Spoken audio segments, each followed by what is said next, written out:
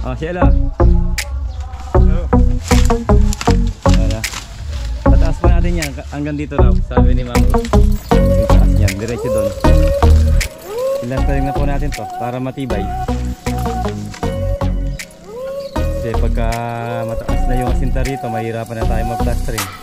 Tinola, ang papaya, ang lalaki. Na?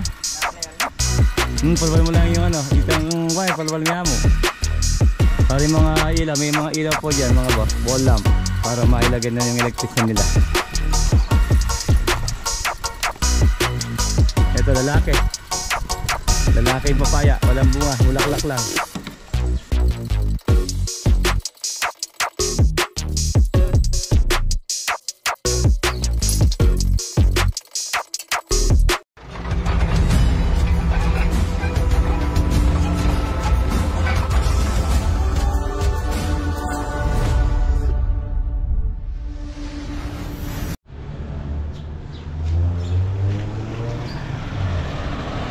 Mga boss, nasa San Nicolas project na po tayo.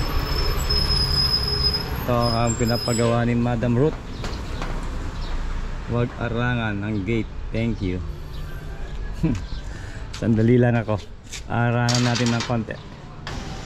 Ayan, nandito na naman po tayo sa San Nicolas project mga boss, para mag-update dun sa ginagawa natin dito. Patapos na yung ating pintura dito. Tapos yung namang bako dun sa likod ang pinagagawa ni Madam Ruth. Ayan, para i-update po natin yung yung project po natin dito. Tapos ito pa gagawa rin ni Madam, lalagyan natin ng bubong, tsaka itong rampa i-sementuhan din po natin yan. Pero una muna mo yung sa likod, yung yung bakod, saka yung pintura tatapusin muna natin mga boss.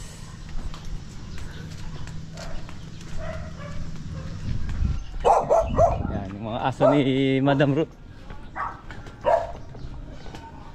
Ayan, may kulay na mga boss. May kulay na. Ano yan? Rain or shine? Watermelon, Watermelon. Ayun mga boss. Watermelon ng rain or shine. Tapos ivory yung sa yung sa ceiling natin, yung mga drop ceiling na ano kulay yan? Green. Cool Cool water? Cool water mga boss. Yung green niya yan, full water ng rain or shine. Tapos nilagay na yung dito, yung partition ni Kuya, yung glass.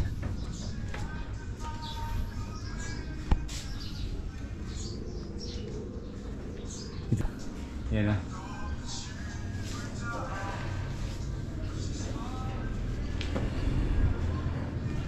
Finish na mga boss.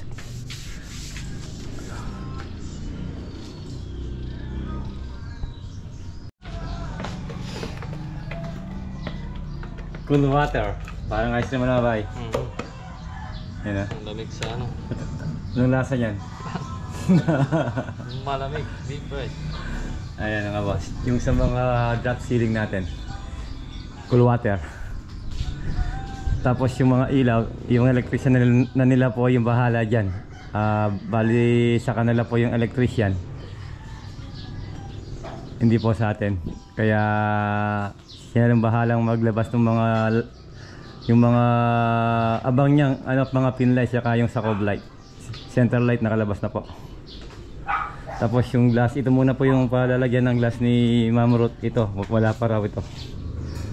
Boss, ito muna ang library sasara muna to. Yung library. Si Kuya po ang nag-subcon dito sa mga nila glass and aluminum.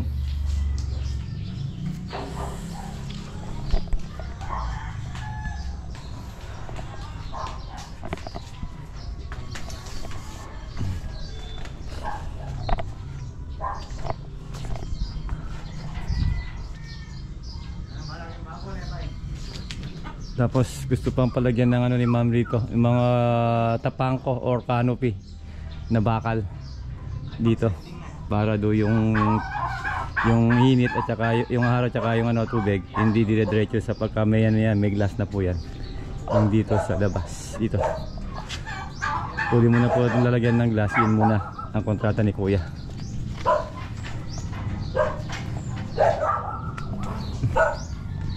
Mga aso ni Ma'am, ayan o.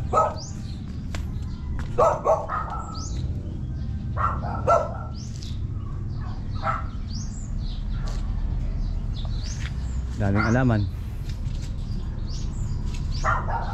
Tapos dito may barak para siyang pagagawa rito.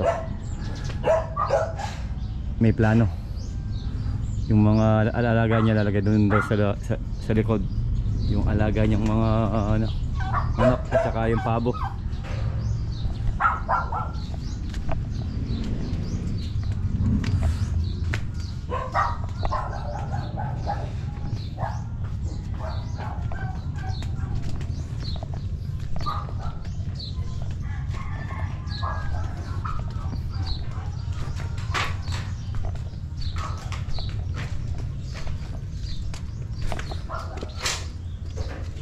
Ito, uli mo na to.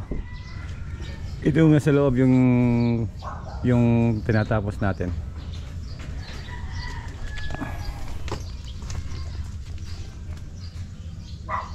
Mataas din to, Norwell. Mataas siya rin, oh. Kaya dito pagka pinituro yung mga ano, yung mga pipe natin.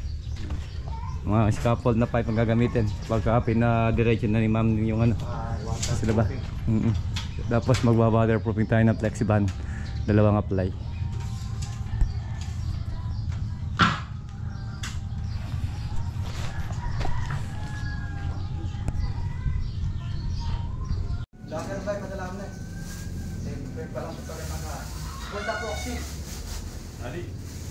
Ito mga boss, pina-final coat na yung dito sa isang kwarto.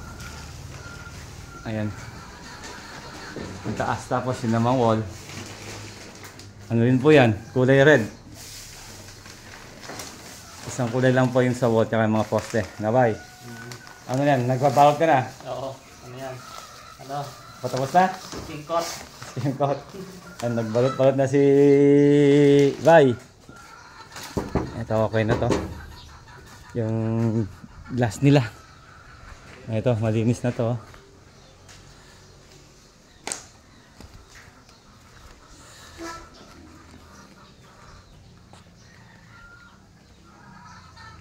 Ayan, ganda. Malinis ang pagkagawa.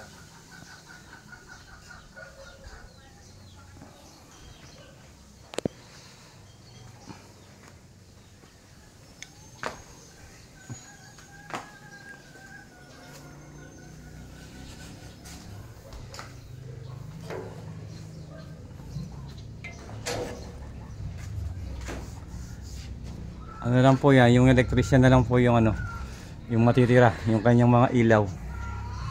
Sa kanila po yung electrician, hindi po sa atin. Kaya sila lang bahalang maglagay ng mga ilaw, cob light, pin lights at saka central light, saka yung mga outlet niya.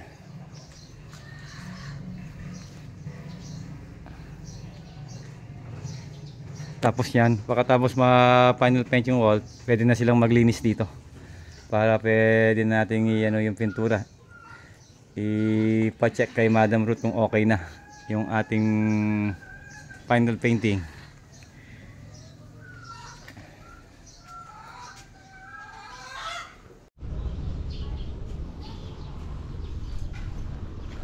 So ayan mga boss, tapos na yung mga pintor natin dito.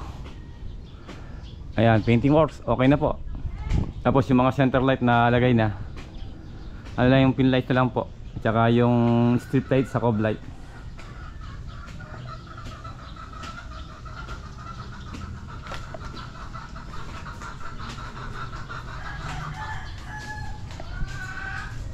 Ayan o.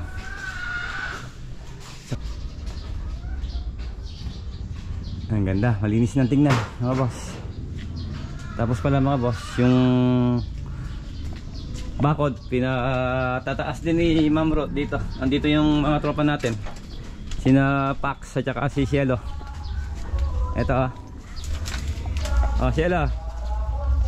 Oh. Wala. Tataas po natin yan hanggang dito raw, sabi ni Ma'am Ro. Yung taas niyan, diretso doon. Tapos pinapa-plastering ko muna itong sa ano, kahit na kuspos pahid lang dito bago tayo magasinta para po tumibay yung ano, yung ano dito, yung pader, fence.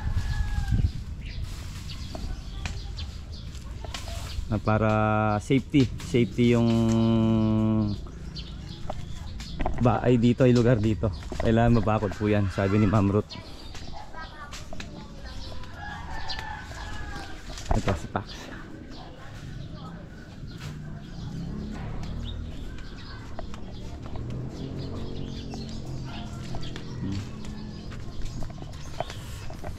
Ganito po yan mga boss.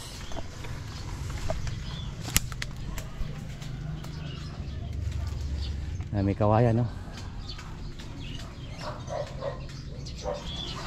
pero may nakatira dito. Ay mga doggy. Ayun, pasok.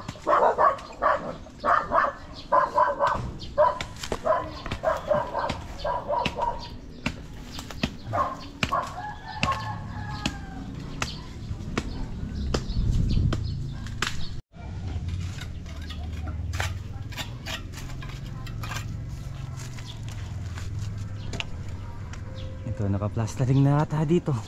Ayan o. Uy. Tuloy na pa yun eh.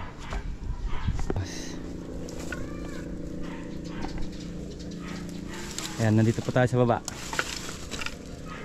Plastering na po natin to para matibay. Kasi pagka mataas na yung asinta rito, mahirapan na tayo mag-plastering. Kaya inuna muna natin yung ano, yung palitada dito sa ilalim. Gandun.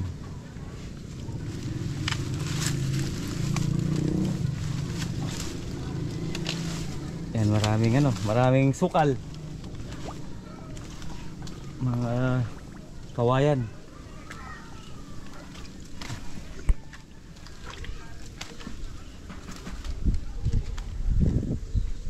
Tapos bukas na naman yun sa kabila.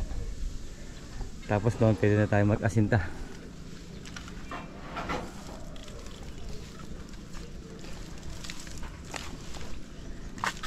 Dati maano po dito, masukal mga alaman. Ngayon luminis na po. Linis na ni Cielo tsaka ni Pax.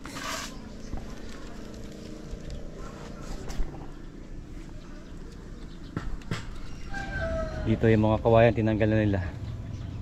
Tapos mayroon pang isang, may ano tong poste. Saka yung poste dito, palilitan namin yung mga bakal para madugtungan. Ang dahil papaya ni Madam Ruth oh. Lalaki na Cielo. Masarap yan, tinola. Tinola. Ang papaya, ang lalaki. Na? Palbal mo lang yung ano, itang wire, palbal mo. Para yung mga ilaw, may mga ilaw po dyan mga boss, wall lamp.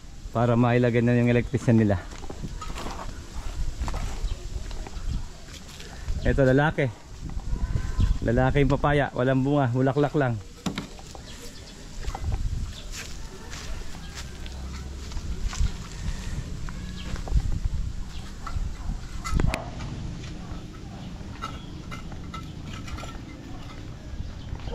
Yung mga materialis natin in order dumating na mga boss.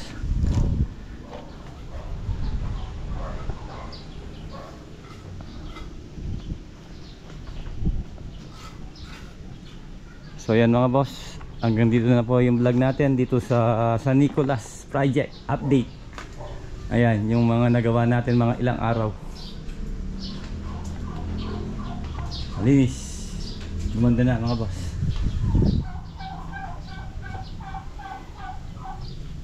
Okay, maraming salamat po. God bless po mga boss.